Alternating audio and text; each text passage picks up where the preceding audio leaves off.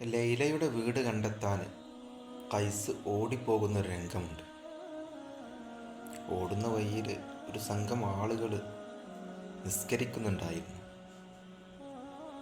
കൈസ് തിരികെ വരുമ്പോൾ അവർ കൈസിനോട് ചോദിച്ചു, നീ ഞങ്ങൾ നിസ്കരിക്കുന്നത് കണ്ടില്ലേ? എന്തുകൊണ്ട് നീ നിസ്കാരത്തിൽ പങ്കെടുത്തില്ല?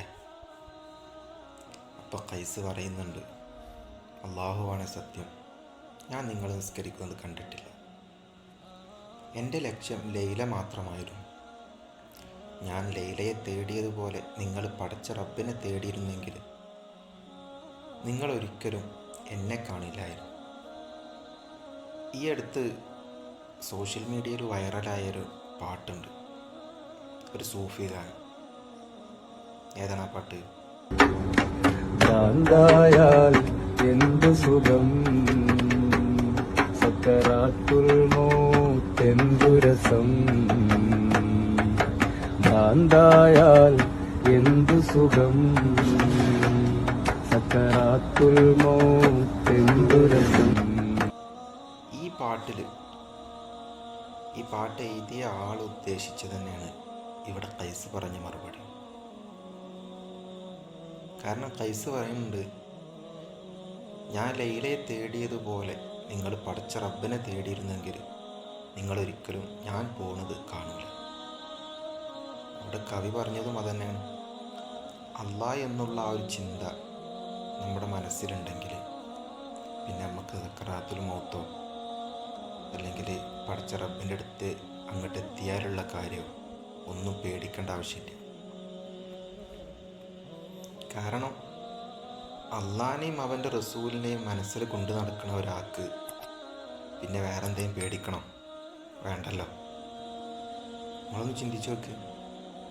മരിക്കണ സമയത്ത് സക്കറാത്തിൻ്റെ ആ ഒരു അവസ്ഥയിൽ നിൽക്കുമ്പോൾ അള്ളാൻ്റെ ഹബീബിൻ്റെ പുഞ്ചിരിക്കണ മുഖം കണ്ട് മരിക്കാനുള്ള ഭാഗ്യം കിട്ടിയാൽ പിന്നെ ഓനക്ക് മരണസമയത്തുണ്ടാകുന്ന ആ വേദന, ഖബറിലെത്തിയാൽ ഖബറിലെത്തിക്കഴിഞ്ഞാൽ ഖബർ എന്ത് ചെയ്യും? എന്നിട്ട് വാരിപ്പുണരും. ആ വേദന ഒന്നും അവനക്കൊരു വേദന ആവില്ല. ഇത് പരിശുദ്ധമാക്കപ്പെട്ട റമദാൻ മാസമാണ്. ഒരുപാട് ഇബാദത്ത് ചെയ്യും. ഒരു നന്മ ചെയ്താൽ ഒരുപാട് നന്മകൾ ചെയ്ത പ്രതിഫലം കിട്ടുന്ന മാസമാണിത്. നമ്മുടെ കൂട്ടത്തിലൊക്കെ ഒരുപാട് രോഗികളായി കിടക്കുന്ന ആൾക്കാരുണ്ട്, ഒരുപാട് ബുദ്ധിമുട്ട് അനുഭവിക്കുന്നവരുണ്ട്. ക്യാൻസർ രോഗം ബാധിച്ചിട്ട് അവസാനം ഡോക്ടർ വരെ കൈയൊഴിഞ്ഞൊരു ഉപ്പയെ എനിക്ക് പരിചയമുണ്ട്. പരിശുദ്ധമായ റമദാനാണ്. ദുആ ചെയ്യാം. എന്താണോ ഖൈർ അത് അല്ലാഹു തആല കൊടുക്കട്ടെ. അങ്ങനെ നമുക്ക് പരിചയമുള്ള ഓരോരുത്തരും ഉണ്ടാവും. അല്ലാഹു തആല എല്ലാ രോഗികൾക്കും ആജിലായ ശിഫ നൽകട്ടെ. ഖൈർ എന്താണോ അത് അല്ലാഹു തആല കൊടുക്കട്ടെ. ഓക്കെ, ദുആയിലൊക്കെ എന്നെ ഉൾപ്പെടുത്തുക. ഇൻഷാ അല്ലാഹ് എൻ്റെ ദുആയിൽ നിങ്ങളെല്ലാവരും ഉണ്ടാവും. ഓക്കെ, അസ്സലാമു അലൈക്കും.